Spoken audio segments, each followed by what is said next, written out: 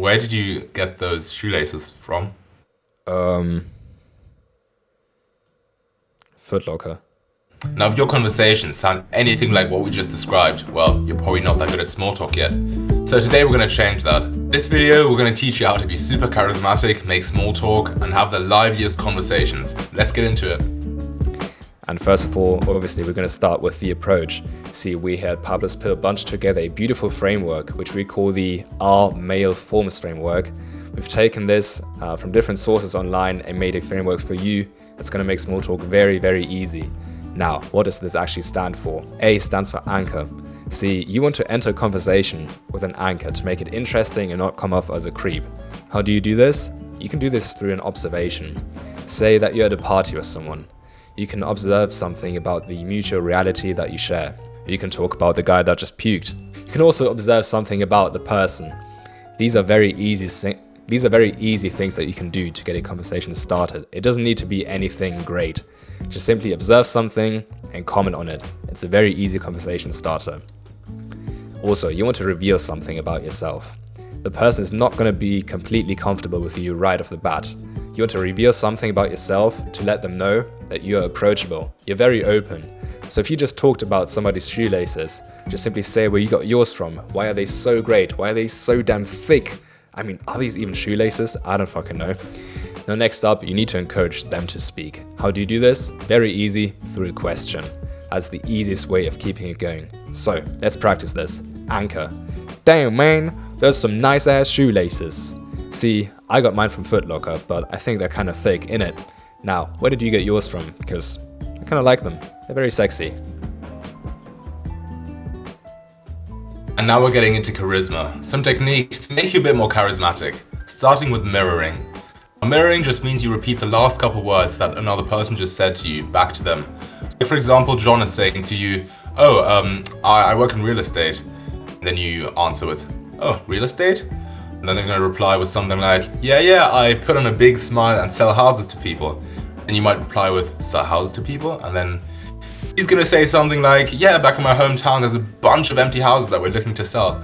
And you can just continue the conversation like that. See, it's going to make the other person talk so much more about themselves, and you didn't have to put that much effort into it at all. Next one is add. This is pretty self-explanatory. You just add anything that you can add to the conversation. Like for example, John is talking about the nicest place to sell real estate, and then you're going to get into another place that also has a great market. Just add something that makes the conversation a bit more extended. Now the next one is interest. You want to show interest in what they're talking about because the person who's interested is also interesting. How to win friends and influence people.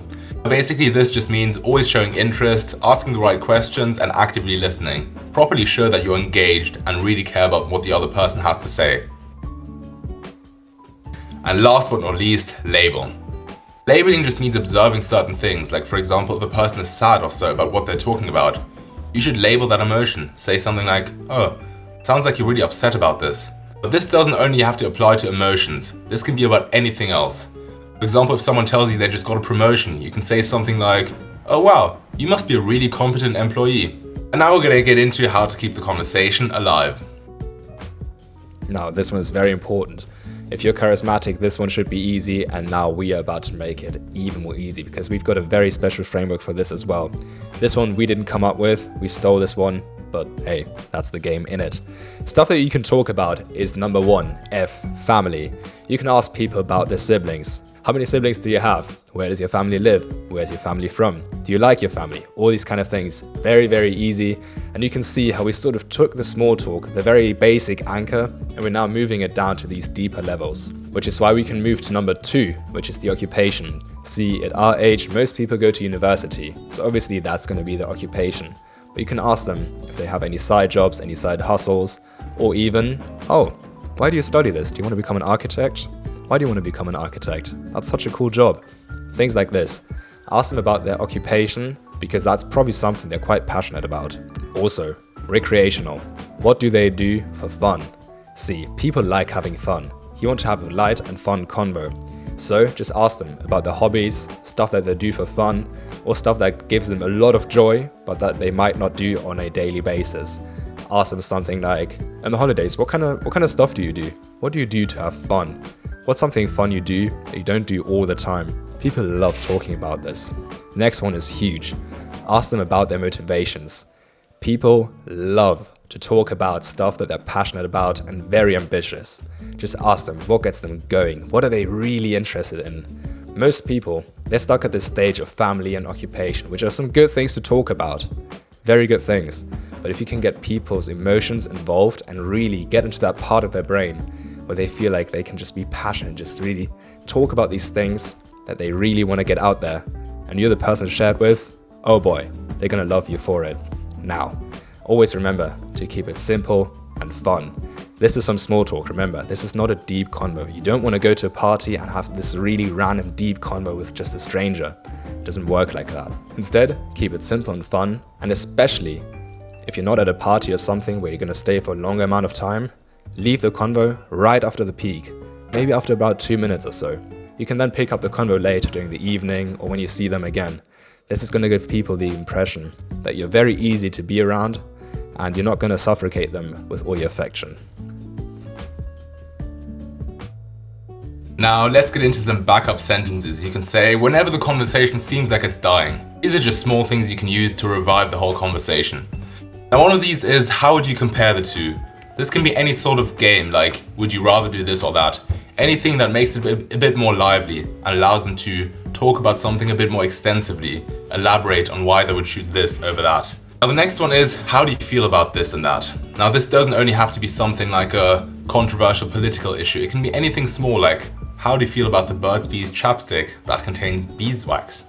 Something very light-hearted can also be super great to talk about. The next one is tell me about. This can be literally anything. Obviously we already said it can be things like family or occupation, but it can be anything else like their hair color, so many different things that you can get into. Because trust me, there's always something you don't know about the other person that you can still get into. And they love talking about themselves, remember.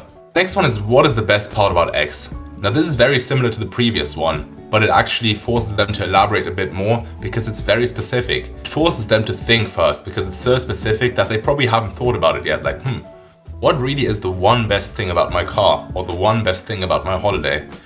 And it's going to be very interesting because obviously it's going to be something that they're very passionate about and they're going to enjoy talking about it with you. Now what's good about this is that people don't usually get asked these questions, so it's going to be something new. It's going to freshen up the conversation a lot more and it's going to make them a lot more excited about it. And last but not least, that reminds me. This is a very good one to revive the conversation. You can go from anywhere to anywhere with this. Imagine you're talking about football and then you say, oh, this reminds me, and then you say something about like a story about something related to sports or something related to a football game you went to. This can be completely unrelated, but as long as you say this reminds me and it has sort of a connection, then you made the perfect transition to talk about something else again. And that, my friend, is how you make conversation. Wow, what a banging episode. Don't forget to check out this video as well. We'll see you there.